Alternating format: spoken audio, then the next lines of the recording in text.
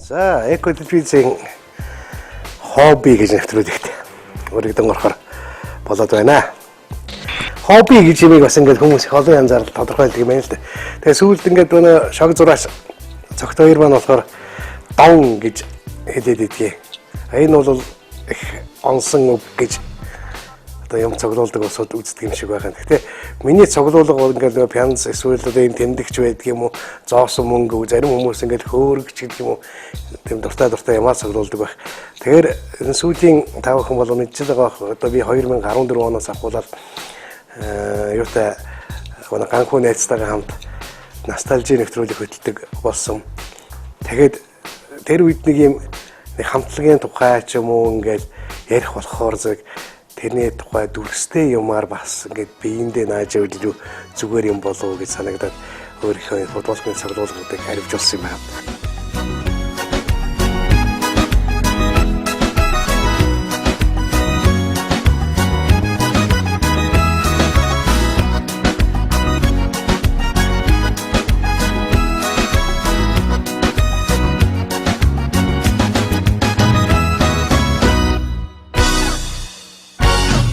Уг нь бол хамгийн анхныхаа юм рок уран бүтээлч артистын зурагтай футболкийг хизээ авсан гэвэл энэ 1900 бараг 78 онд санагдаж байна. Аббагийн зурагтай футболкоор миний одоо тийм сонирхол гэдэг юм уу юу гэдэг те анх үүсэж ийсэн. I have a dream, a song to sing, to help me cope with anything.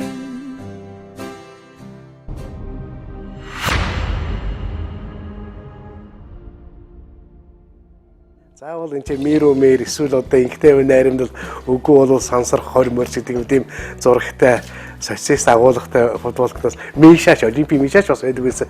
Тийм юмнаас гадуур бас юм дуу хөгжимчин уран бүтээлчийн зурагтай футбол байдаг юм байна гэдэг. Тэгэхээр 78 онд анх мэдчихсэн юм байна. Гэхдээ тэр үед чинь нөгөө үүд хаалга бас их хатуу чанга байсан. Тэр бүтээгдэхүүнүүд бол Монголд маш их ховор орж ирдэг байсан. А тэр үед манайхны сайн мэдих Сандуйжов гэж хүн байдаг. Тэр хүн Тунгалаг тамир киноны сахиур төмөр тоглодог. Тэдний дээрээс хоёр дахь Баска гэж ах байдгийг. Тэр ах ингээд нөгөө цоолбор хийж одоо тэр нөгөө нэг барууны хамтлагуудын тийм одоо футболктой болгоход их нэмэр болдог байсан.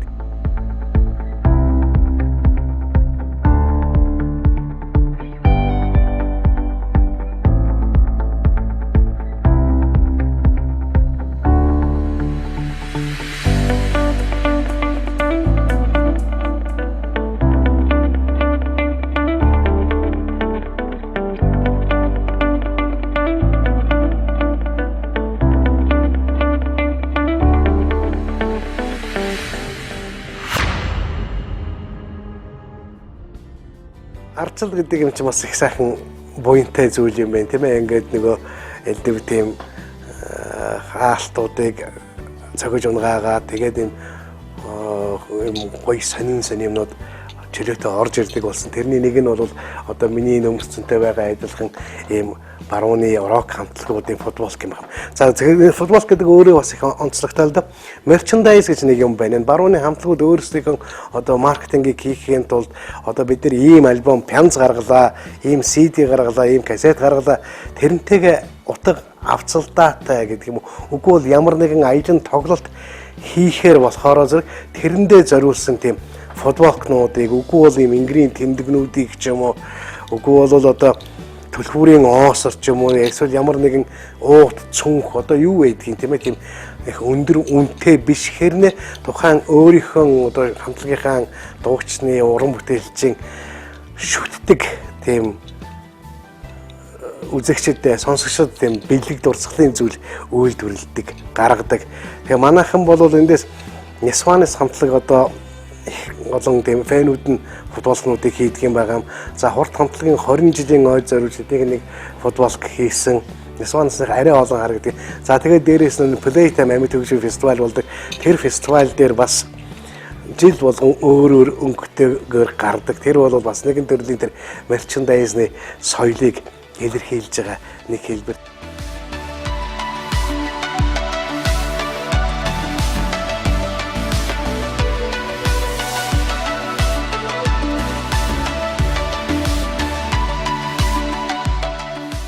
Залуучууд ялангуяа энэ дүрс сурлагын сургууль, сувисын дүрс сурлагаар сурдаг оюутан залуучууд дуртай хамтлагийнхаа зурагтай футболкнуудыг бас ингээд гоё наал дээр вишээ цаалдураар хийх юм байлцсан байна шүү дээ. Жин янз янзын гоё футболк олж ирээ тэрэн дээр ингээд логогийн ч юм уу үгүй бол тэр зураачийг энэ тэндээс харснараа үгүй бол бүр өөрөөсөө цог шинээр сэтгэж хийдэг болсон бас их тийм сайхан давуу тал юм болов гэж боддгийг. Подволкнууд энэ их сонирхолтой хүн юу дуртай вэ гэдгээ ингээд нэг нэгсэн зарлцахад их амар байдаг юм шиг байна.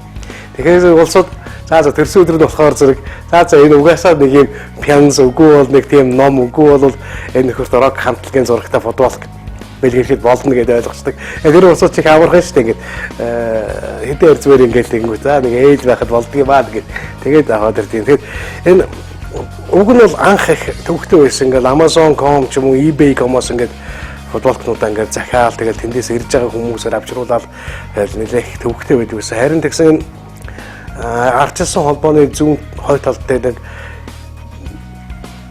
шок гүйл нэг тийм дэлгүүр байдаг. Тэр дотор Гамбат гэж бас надтай адилхан орчуулагч залуу рок хөгж сонсдог. Тэр юм аяллаа футболк юм курчиг энэ тэр зархаасаа гадна юм рок хамтлагуудын футболкуудыг захиалгаар оруулж ирээд худалддаг. Бас хороолол бас нэг шинэ төмөн дэлгүүр дотор бас нэг гараад ирсэн байна лээ. Тэрнээс гадна манай залуучууд ялангуяа сувисын дүрслэгүүрийн сургууль сурдаг залуучууд хийдэг болцсон байгаа. Жишээ нь саксон гэж Английн рок хамтлаг байдаг.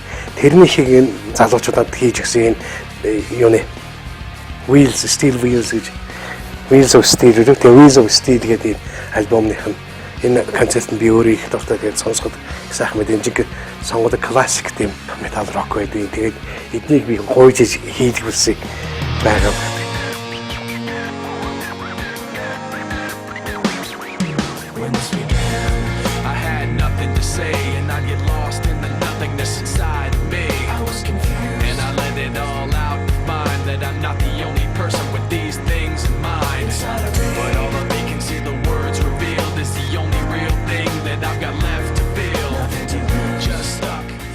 Материаллык шин чанартай болохоор бас энэ чинь их муухай юм болоод явцдаг юм аа.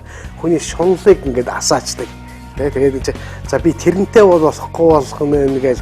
Тэгээд хэрвээ одоо юу ч гэдгийг энэ 100 Москва тоглосон Roger Waters-ын концертын футболкгүй бол ингээд нэг тийм юм утгагүй болж байгаа шиг ч юм уу. Тэгээд цаагаараа алсуураа тэр нэг хүний сэтгэлийн шунлыг асаагаад байдаг тийм нэг сөрөг талтай юм болов уу гэж би боддгийг. Тэгэхээр хобби гэдэг бол заавал нэг цуглуулга байх албагүй юм аа. Хобби гэдэг бол хийх дуртай зүйлийг бас оруулж болох юм шиг надад санагддаг юм байна. Тухайлбал нөгөө дуучин залуу бат юм билээ. Тэр залуу бол ингээд нөгөө том далны ясан дээр ингээд сэлбэр хийдэг. Тэр нэг батагтах тийм. Тэр чинь нэгэн төрлийн өөрийнх нь хийх дуртай ажил. Тэр дуртай юмараа дахиад ашиг олж байгаа бол бүр сайн болоо явж байгаа юм. Тийм ээ. Тэр чинь хэрэгтэй хүнд нь одоо нэмээд нэмээд өгч чинь гэдэг чинь бас их сайн юм байна. Тэр жил би нэг ном уншижсэн Крис Гулебиу гэж нэг Америк залуугийн бичсэн. Тэрэн дээр ингээд хоббигоо мөнгө болгож чадж байгаа бол тэр улам одоо их амжилттай явах нэг хэлбэр юм а. Бизнес бас их сайхан одоо шин чадвар юм а гэсэн тийм юм байсан. Гэхдээ ингээд нэг хүн одоо юу гэдэг пицца идэх хоббитэй гэдэг хүн бол тэр бол ямар ч мөнгө хийх боломжгүй тийм болохоор зэрэг ийм дуртай юмнуудаа бас юм ашиг олж болохоор юм руу хоббигаа хандуулвал их зүгээр юм болов гэж боддгийн. Тэгээд жишээ нь миний нэг хобби байдгийн хийдэг ажлаас хамгийн дуртай хийх юм бол уран зохиолын ном орчуулах. Яг л тэгээд өөрөө санхүүжүүлээд тийм ээ нэг 2 ном гаргасан. Тэгээд сая энэ юуны Монс удрынхантай хамт нийлээд энэ Кнут Хамсун гэж зохиолчийн Өлсгөлөнг гэж юм ном гаргаад бас сар орчим 2 сар орчим болцоод байна. Тэгээд эдний энэ Монс удрынхны гаргаж байгаа утга зохиолын цуврал бол их юутай. Жишээ нь Крейцерийн соната гэж хиний Толстойгийн агуу Толстойгийн тууж байдаг. Тэр туужийг бол 1910 онд одоо анх зохиолоод гараад ирэхэд нь тэр үеийн хаан 2 дугаар Николай хаан явын ёс зүйн маш муухай ёс суртахуунтай зохиолоод хааж исэн. Тэгээд дэлхийн 1-р дайн 1914 онд гарахад Оросын киночид 30 минутын тийм дуугүй кино энэ зохиолоор хийсэн байдгийг.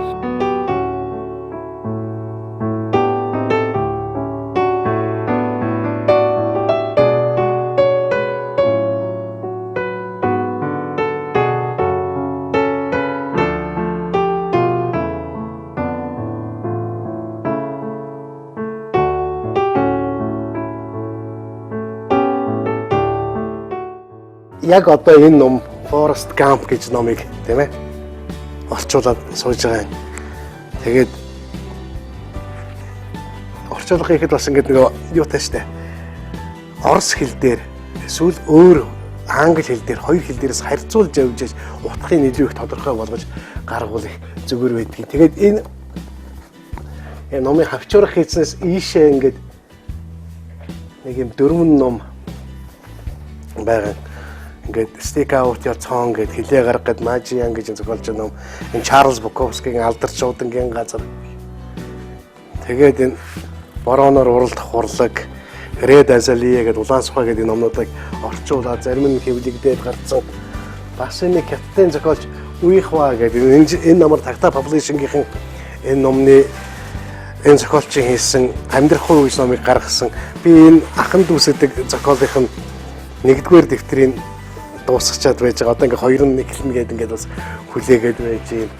Jack Kerouac гэж бас Америкийн мундаг зохиолч байдаг.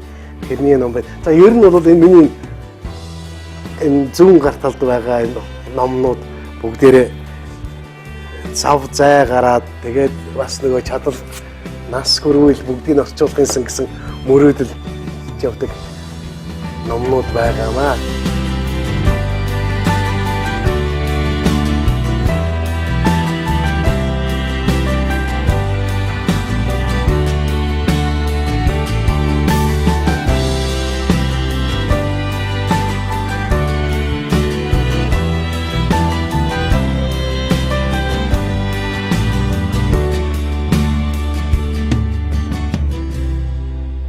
Энэ хүмүүс ингээд утас шүрмсөөр ч юм уу фэйсбүүкээр ингээд холбогддог юм. Тэгэнгүүтээ ахаа би таны энэ орчуулсан номыг авлаа. Тэгээд гарын үсэг зургуулыг би тэгээд тэрэндээ хийчдэг байхгүй юу? Энд чинь нөгөө би зохиогоогүй байхгүй юу? Зүгээр тэр зохиолчийн бүтээлийг монгол хэлтэн дээр хөрвүүлчихэд тэгээд зохиолчны юм шиг гарын үсэг зургах гэхээр зэрэг энэ дотор бас нэг сонир санагдаад идэгээ.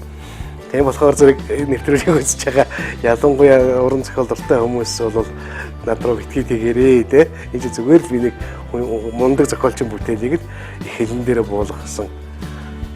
Шүү дээ. Тэрнээс одоо яг өөрөө зохиогоод бичсэн бол бас их илүү нэр төртэй юм байх юм болов уу гэж боддгийг.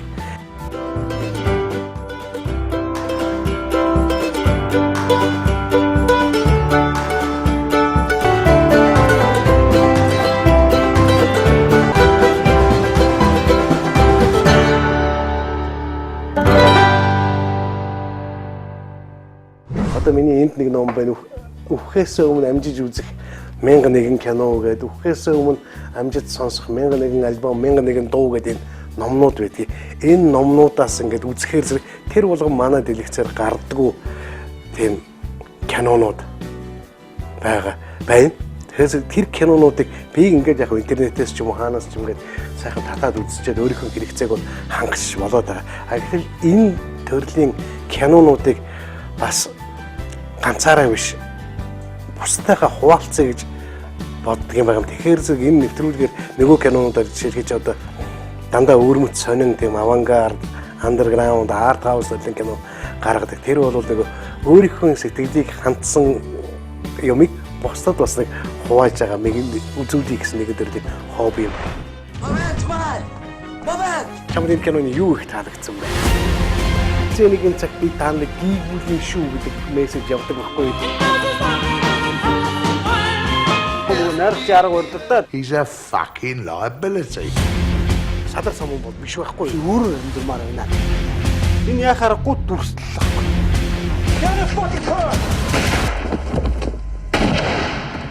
За энэ кинон дээр бид хоёр яагаад нэвтрүүлгүүдээ субтитртэй гаргадаг вэ гэдгийг учир одоо энэ киноны төгсгөл гарахгүй болно. Ном ч гэсэн бас адилхан. Юу вэ нөхөд би бол уншаад ямар гоё ном бэ, ямар сайхан юм бэ. Тэгээ хувийн бодод явбал явна. Гэтэл энэ номыг дахиад хэл дээрээ тийм ээ монголчуудаа залуучуудаа уншаасаа үзээсээ дэлхийн бөмбөрцгийн нөгөө хагас ч юм уу эсвэл одоо баруун зүүн талд урд хойд улсууд тохиолсуудад амьдрал ямар шохон байдгийг хүмүүс яаж амьдрдаг юм бэ гэдгийг бас илүү дотноос илүү ойрхоноос мэдээсэй гэж боддог. Тэгээд номоо хэвлүүлэхдээ би нэг шаардлага тавьдаг юм байна. Тэр юу вэ нөхөд 70 грамын цаасан дээр хэвлүүлэхээр их зорддог. Тэр яг ингээд хөнгөн нэгдүгээрт ингээд нугуулахад юу яадаг вэ? Бүр муха салаад явчихдаг. Тэгэхээр 70 грамын цаас гэдэг чинь А4-ийн цаасаас 100 грамын цаасаас илүү хөнгөн тэгээд хүн өөртлөөд явж хахад тэгээд илүү даацтай ачаа болоод авахгүй. Тэгэхээр зөв хэвлэх үйлдвэрүүдэд хэлдэг байхгүй. За та нар болж ирвэл 70 грамын цаас өшөө 60 юм уу 50 грамын цаас гэж байдаг бол тэргээр хэвлүүлмээр байна гэж гуйдаг юм байна.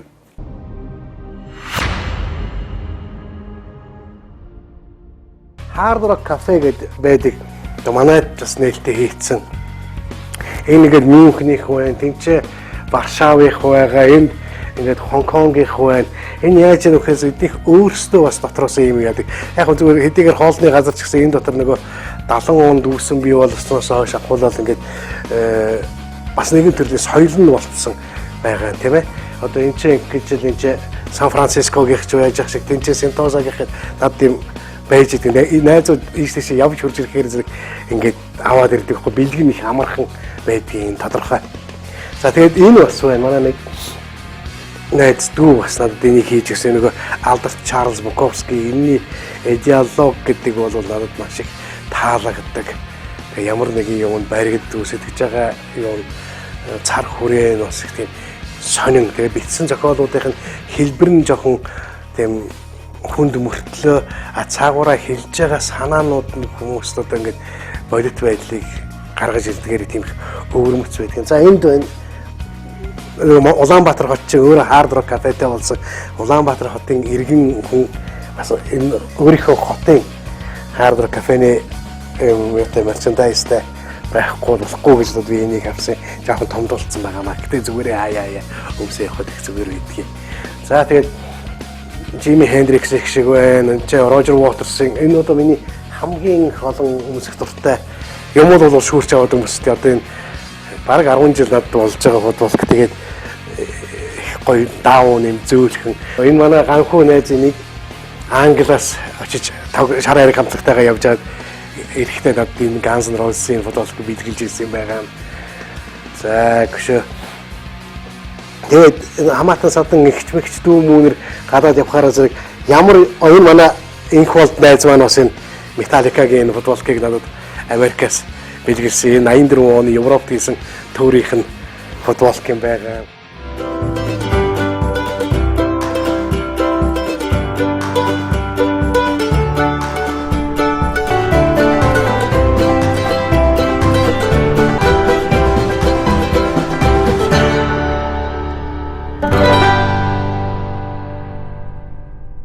Одоо яг миний энэ өмгссөн байгаа энэ Подволкыг манай Амар болд гэж нэг хамт ажилладаг байсан дүү миний төрсөн өдрөөр надад бэлгэлсэн энэ дуртай. Би өөрөө Rolling Stone самтлагт хачин их дуртай. Одоо энэ миний пянзнуудын баг эдний гаргасан 23 альбом байдаг. Тэр 23 альбом бас энэ Rolling Stones-ийнх те бас энэ 2013 онд Америкт хийсэн туурынх нь Подволкийн байна.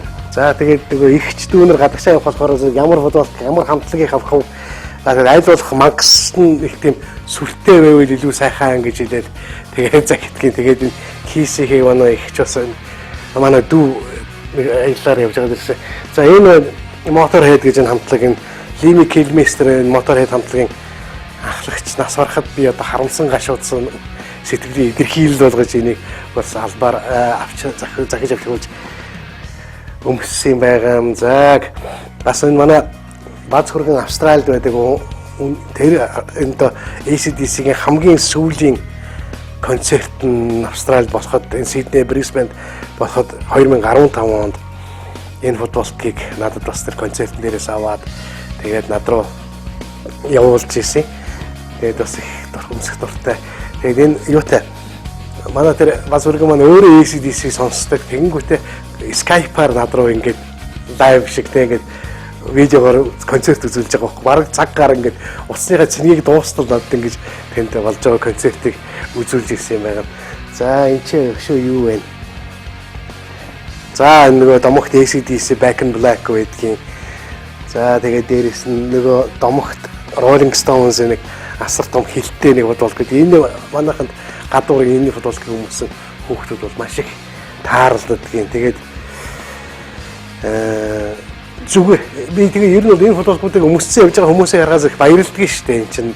Тэгээд бидний дунд чинь нэг орох болохоор зэрэг ингээд ерөөсө хамгийн болох бүтэхгүй хийдэг уусууд гэсэн тийм нэг нийтлэг ойлголт байдаг. Улсын хөгжилд нэмэргүй урт төстнүүд ч гэдэг үл нэр өгсөн. Харин би бол энэ футболкуудаа өмсөж явж явах үедээ замын гарцсан дээр зогсоод нэг ногоон гэрлээ хүлээдэг татаж авсан тамхиныхаа ишийг хогийн сав руу хаяж аль болохоор тэрийг харуулвал их зүгээр юм болов уу гэж бодогддог юм байгаамаа.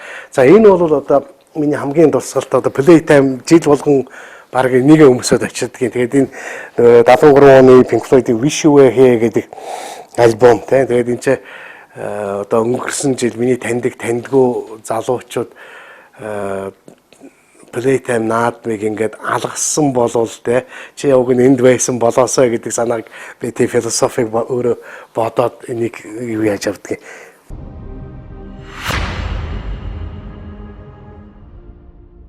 Нэг бодсон чи ингээд хувцсны юм үзүүлээд байгаа ч юм уу те. Ер нь бол энэ хобби гэдэг юм илүү их оюунлаг байвал илүү их мөн чанар нь үнэтэй болох юм болоо гэж боддог. Түүнээс биш ингээд нөгөө материалын шинжир рүүгээ яваад байх юм бол би нэвтрүүлгийг ихэнд хийжсэн хүмүүсийн шунлыг хөдлөгдөг те. Тэр шунал гэдэг бол бас их тийм сайхан зүйл бол биш. Тийм болохоор зөв ном эсвэл уран зураг үгүй бол одоо дуу хөгжим байдаг юм уу эсвэл одоо бүжгийн хөдөлгөөнч гэдэг тэр болгоны хобби болгоод ялангуяа амьдралдаа хэрэглээд явбал илүү сайхан сэтгэл ханамжийг цуглуулагч нар авах байх гэж бодож байна. За ингээд та бүхэн нийт цуглуулагч нартай хэлэхэд цуглуулга юу ч байж болно тийм ээ. Подволк байна, зарим хүмүүс юм зургтай ойморч цуглуулж болно. Үгүй бол одоо шүдэнзний хайрцаг бид нар хүүхэд байхдаа цуглуулдаг байсан, тамхины хайрцаг цуглуулдаг байсан. Гэхдээ тиймэрхүү их асар их хүч хөрөнгө шаардаад байхааргүй энгийн бас сонирхолтой байвал цуглуулга хобби илүү их одоо амттай байх юм болов уу гэж бодож байна. Ингээд миний өчүүхэн цуглуулгатай танилцсан та бүхэнд маш их баярлалаа.